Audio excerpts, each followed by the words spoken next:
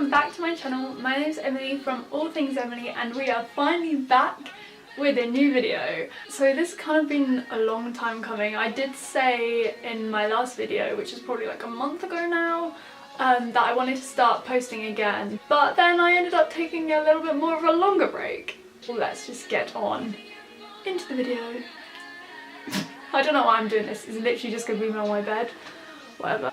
So I've just got my phone because I've got a few notes on here. I am going to be talking about body positivity today and kind of my message to my 8, 9, 10 to 16-year-old self. You might be thinking like, why am I writing a message to my 8-year-old self about body positivity? Like, what 8-year-old has body confidence issues? Like, you're 8, you should be playing like Barbies and stuff. You might be thinking that, but I'll just get on with it. The whole reason that I actually wanted to start this video was because a little while ago, you might remember, well you would remember, it was only literally like a few months ago, there was the hashtag 10-year challenge going around on Instagram. I really wanted to take part in that and I made this whole like thing, and that's kind of where my idea for this video came from. For some reason I just couldn't post it. Like, I couldn't post my 10-year challenge. And I mean, I'm 20 years old and I was still holding on to photos that I'd taken from like my mum's like Facebook and stuff from when I was like 10, and I was just so like embarrassed still. Like, I was still embarrassed like 10 years later of the way I used to look, and I still felt those same like insecurities of what I used to. Yeah, my voice, it feels really like shaky. I feel really nervous about this. And I really want to talk about this because I know a lot of people have a lot of body confidence issues. I feel like for me now, I have a lot of compliments all the time for my figure, which I do really appreciate, but if you're not feeling those compliments yourself and you're not telling yourself that you are beautiful and you have a really good body, then what's the point? Like, you can't. If someone's going to compliment you and going to tell you the things that they love about you but you don't love them about yourself, then they don't matter. Like, they don't matter. And the whole point of this video is because I want those things to matter to you guys and to myself as well. And I feel like it's gone a long way for it to matter to me, but those things do matter to me now, and I do love myself now, even though I do have like bad days. Like, I have a few days where I look in the mirror and I'm like, ooh. And there's like times where I'm going on nights out with my friends and they're like, oh yeah, wear that outfit, and I'm like, I feel ugly, like I feel so ugly, and I have to end up getting changed like 3 times because I just feel so ugly. And it's such a horrible feeling. Like, it really is just, it's just horrible, and I want you guys to realise that that is completely normal to feel like that. Don't ever let anyone tell you that you're not beautiful, because you are beautiful all in your own way, even if you can't see that at that moment.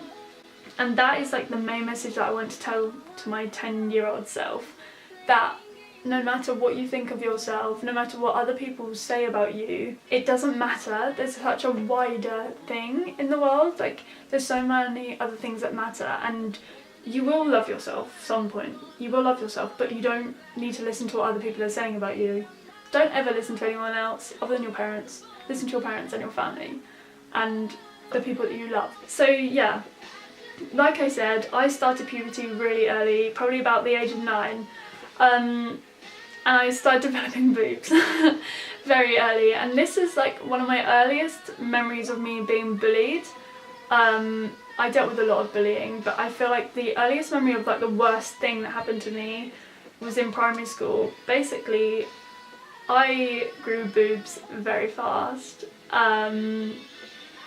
Yeah, I just did, and now I'm like, yeah, they're a good feature of mine. Like, I shouldn't be embarrassed, but I do feel a little bit embarrassed talking about this right now. But no, I don't at all. I'm just gonna own it.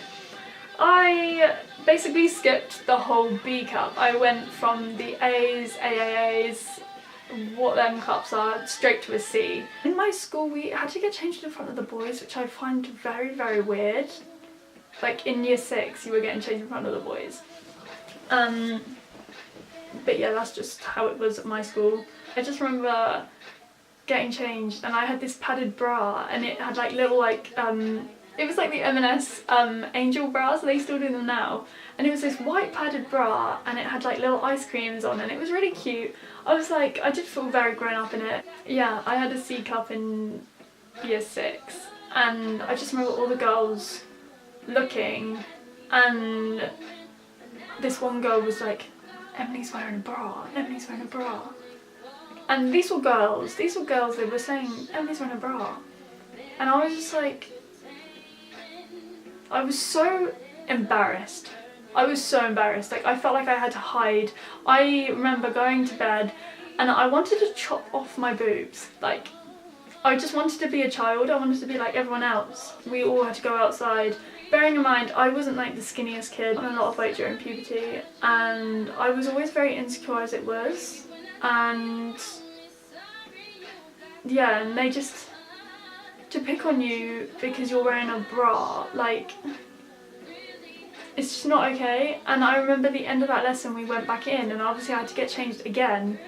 And these girls, they were whispering and then they tell all the boys that I was wearing a padded bra. And I just remember walking out of the classroom and then walking back in and everyone was like laughing. And I was just like I feel like I'm getting upset about it and this is like 10 years later. But it was just the embarrassment, it was literally the embarrassment of it, and it was your body, but that sort of most private part of your body, well, one of them. And they're just laughing at me, and I just remember running out of the classroom, finding my mum and just crying my eyes out.